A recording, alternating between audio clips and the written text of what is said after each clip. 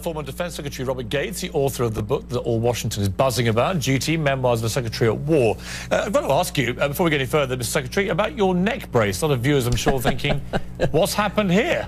Well, I wish I could attribute it to some adventure in the backcountry or some sporting injury, but I can only attribute it to clumsiness, and I tripped and fell on a rug at my home on New Year's Day and broke the first vertebrae. So I'm sitting here with you with a broken neck. Well, I'm sitting here with a broken rib from a cricket injury, so we can share each other's pain, Mr. Secretary. Let's turn to other revelations in the book. It's a good, juicy, meaty read, and you don't hold back on some of your colleagues. Joe Biden, for example, the Vice President, you say that he's a lovely guy, down-to-earth, funny, profane, humorously self-aware of his motor mouth, but you'd also go on to say, which I think is a really damning indictment of the Vice President, Biden's been wrong on nearly every foreign policy and national security issue over the past 4 decades. That is a pretty, as I say, damning verdict on the Vice President. Well, in the context of the book, one of the interesting things, first of all, I stand by that statement, but what is interesting in retrospect, and what I make clear in the book, is that on most of the major foreign policy issues in the Obama administration, the Vice President and I actually agreed. Whether it was how to handle the downfall of Mubarak in Egypt, or our opposition to intervening in Libya, and so on. We did disagree, and we disagree deeply on Afghanistan, and I did resent the Vice President stoking suspicion of the senior military with the President. But when I go back to the early 70s through the end of the Cold War, Vice President voted, when he was a senator, voted against assistance for South Vietnam that was going to be the lifeline as we left that country. He voted against virtually every element of President Reagan's defense buildup and strategy toward the Soviet Union, including most of the major weapons systems, the B-1, B-2 bombers, the MX missile, and so on.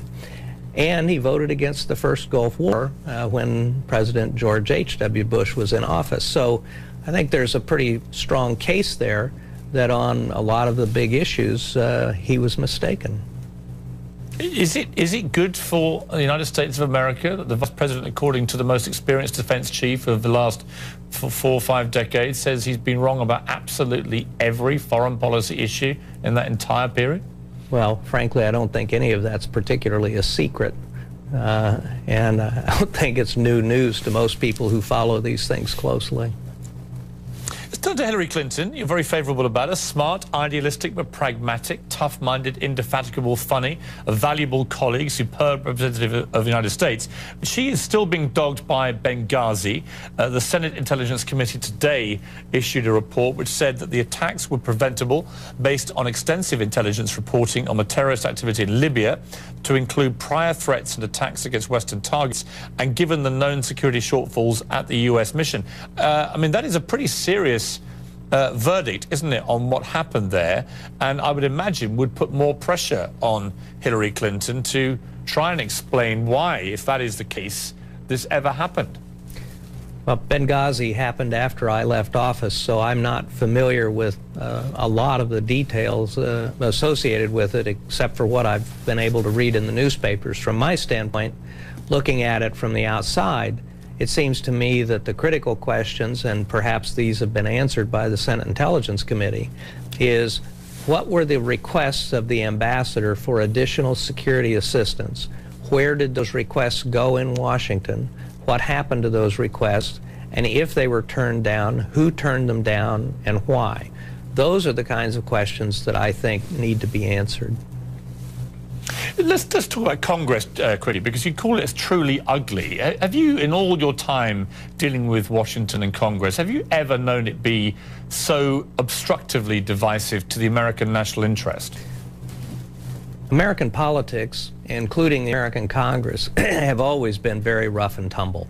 And the political fighting has always been severe, going back to the very beginning of the Republic.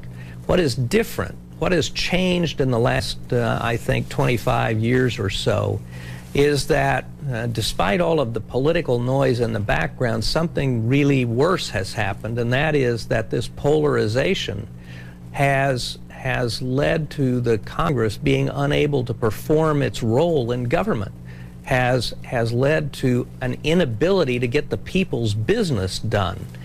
Part of it is that, for a variety of reasons, over the years, the people that I always called the bridge builders, those in the center and center left, center right, for example, in the United States Senate, have pretty much all disappeared. They've either quit in disgust or been defeated in primaries or in elections, and the result is that both parties are represented by the more extreme elements ideologically in both parties, and that has led to a paralysis of getting the job done.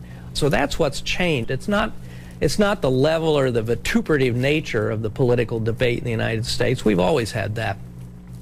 What's different, what's changed, is that the Congress now simply cannot get its work done.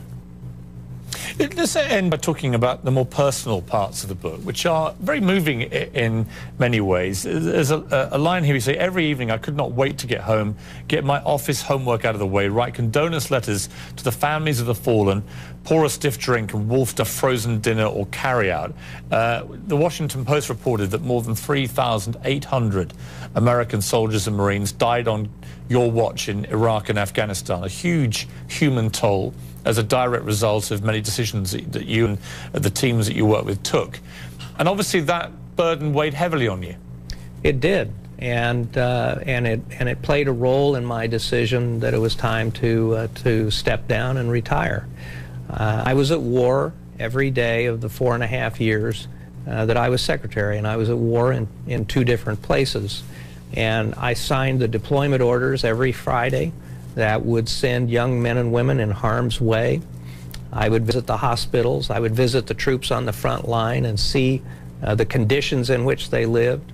I would go to the funerals, and as you mentioned, I would write the condolence letters. And over time, that did begin to have a cumulative effect on me. And I began to realize, particularly in the last, say, 5 or 6 months that I was in the job, that protecting the troops had become my highest priority. It was one of the reasons I opposed intervening in Libya. Our forces were tired. I said in the Situation Room, can I just finish the 2 wars I'm already in before we go looking for a third one? And I began to realize that my preoccupation with protecting the troops was probably clouding my judgment and my objectivity in the advice I was giving the President on national security issues, and that played a significant role in my decision that it was time to step down. Secretary Gates, it's been a pleasure talking to you. The book is called Duty, Memoirs of a Secretary at War. It's a fascinating read. Whether you agree with all of it or not, I would commend people to get into it and see what led to all these decisions that you and your team took, and I appreciate you joining me. Thank you very much.